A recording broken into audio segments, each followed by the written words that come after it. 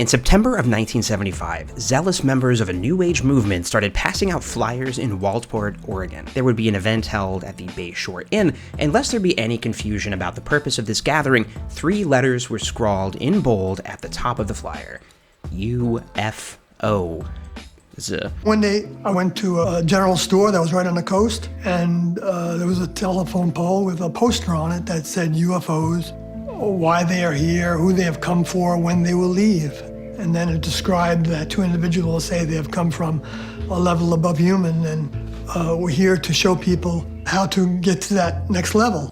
This was not two-faced timeshare salesmanship. There was no ambiguity as to the nature of this event. Thousands of flyers were passed out. Doors were knocked on, phone poles were plastered, all to advertise an event that was openly, nakedly, ridiculous and conspiratorial.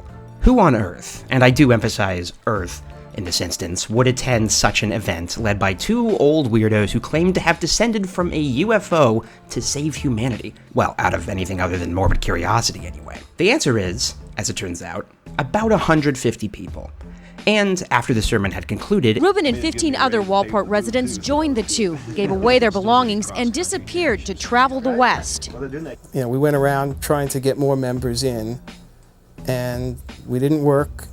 We lived by Jesus' words, which was not to worry about anything. This group was called, at the time, Human Individual Metamorphosis, but you probably know them better by the name they took up in the last few years of the movement, Heaven's Gate, 39 of whom would die in a mass suicide directed by the group's leader in March 1997. We tend to think of cult leaders as being sly, tricky in their wording. But Heaven's Gate was not interested in reasoning with the entire city of Waltport. They wanted to find people who already believed in UFOs, or had a suspicion that maybe there was something else out there, or, if nothing else, that something was coming. They wanted to weed out the skeptics and critics. Because if you're willing to believe a sales pitch as plainly conspiratorial as the one they passed out, you'll probably be willing to believe just about anything. Anyway, let's talk about Jehovah's Witnesses.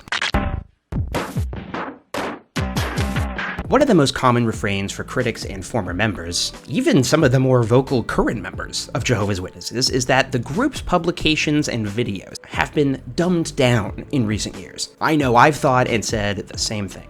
The Watchtower and Awake magazines used to be meaty. There were research articles, journalistic accounts of faraway lands, academic breakdowns of Bible archaeology, and now the magazines look like issues of highlights. There's no question that the material has been simplified. This is the stated goal of the organization.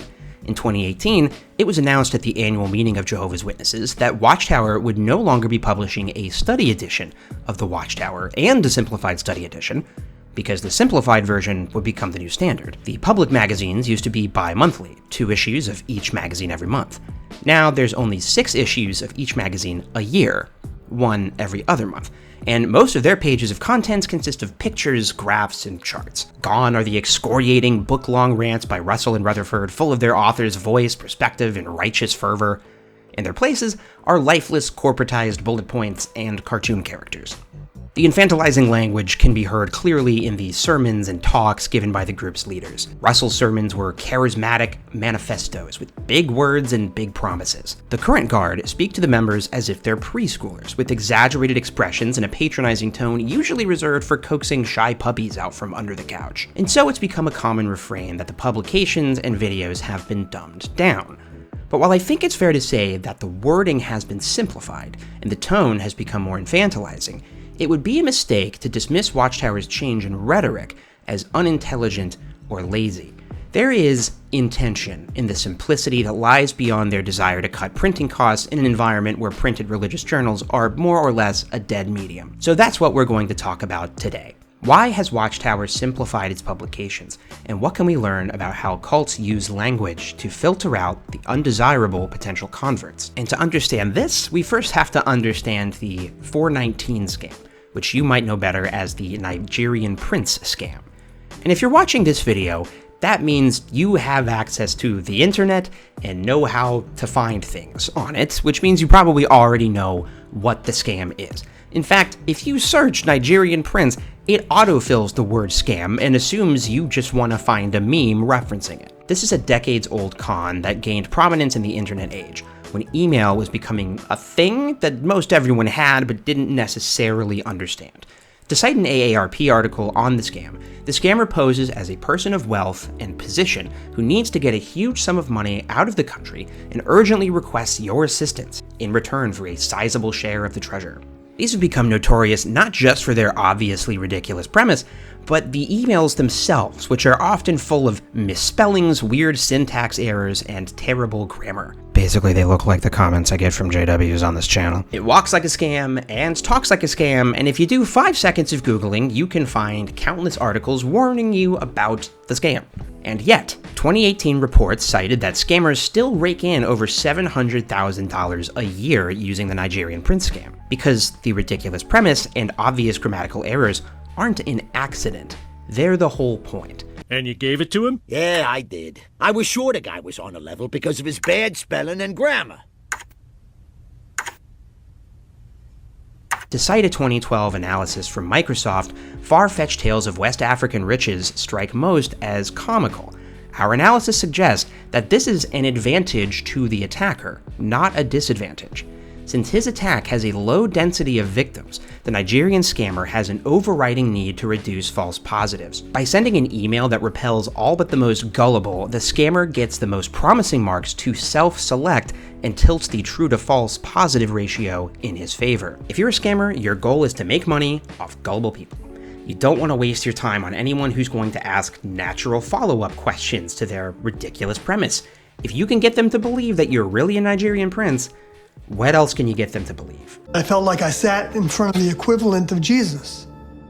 And I knew by the end of the meeting that I wanted to join this group. No questions asked. Which leads us back to Jehovah's Witnesses and Heaven's Gate. Current Watchtower Publications, books, and videos are like the UFO flyers, full of simplistic arguments that you couldn't even really call arguments, stilted language, and ridiculous premises that would strike most reasonable people as culty. But Watchtower is not after most reasonable people. Under the governing body's direction, the Service Committee has sought ways to help us focus our blows, that is, our time and energy, so that we can reach as many people as possible, since the time left is reduced. They want to filter out reasonable people and rake in easy marks. JW.org, which is what JWs are told to advertise first and foremost, is designed to get users to self-select. It's a meme at this point how hilariously manipulative the website is, with the lead article typically being a transparent attempt to use horrific real-world headlines to draw people toward the easy answers the cult provides. Roe v. Wade is overturned, abortion article on the front page of JW.org. There's an election going on, here's a video about the importance of political neutrality. This is the point. Watchtower wants people who are desperate for easy answers, and if you're willing to take a tract from a religious zealot on a street corner, go to their website and click on the link. To see the Bible's answers, go to jw.org. You've already demonstrated the lack of critical thinking skills required to join a cult. This isn't to say that people who get involved with cults are stupid, unintelligent, or uneducated. There's even some copium that makes me feel better about myself, research to suggest that groups like this appeal to creative thinkers. A lot of people, though, at some point in their life, are lonely and desperate. If you've ever been a Jehovah's Witness, you know that one of the main reasons you go on a return visit is, what if one of the householder's relatives died in the interim? They may be desperate for the comfort the organization can provide. And if you're desperate for comfort, you may be willing to overlook the obvious red flags waving in your face. This is the same reason why poor people are more likely to fall for get-rich-quick schemes. If you're desperate, you're less likely to think rationally. That bit from the Microsoft report about reducing false positives isn't just some theory. It is Watchtower's stated goal in the ministry. They want to waste less time on those whose hearts aren't rightly disposed for everlasting life. And all those who were rightly disposed for everlasting life became believers. There it is. That's the focus of our work. The end is so close. And like I've told folks, if you look around and you don't see how different it is and how close it is, you must be in a coma. And that's okay, God can bring you out of a coma. if you're all right before that. But the governing body's concerned with the limited time we have left, that we make our blows count, searching for those rightly disposed for everlasting life. It's not complicated. And to try to help somebody that's not rightly disposed, frankly, is a waste of time. And this makes sense. Why waste time on somebody who isn't going to convert? After all, if the Bible study isn't convinced, the JW Bible teacher might start to wonder why and do a little Googling. Watchtower has a problem. Their message is explicitly unappealing to most human beings.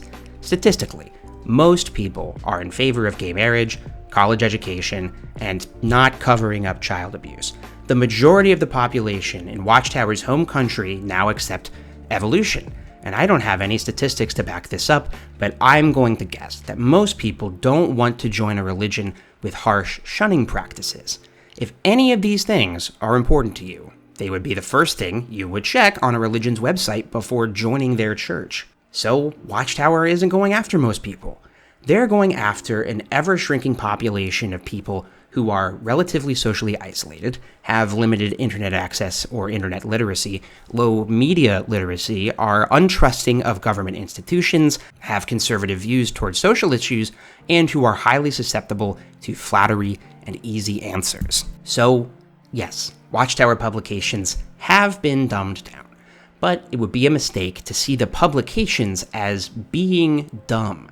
These are carefully crafted pieces of propaganda, using tried and true tactics to get the most susceptible targets of cults to self-select. Thanks for watching, I hope you enjoyed. I'm going to do a follow-up video on this soon about how we know that cult victims aren't stupid. I feel like that shouldn't need to be said, but I do see a lot of comments on the XJW subreddit and Facebook groups I'm in where people are like, how could anybody fall for this? How are people not smart enough to see this manipulation?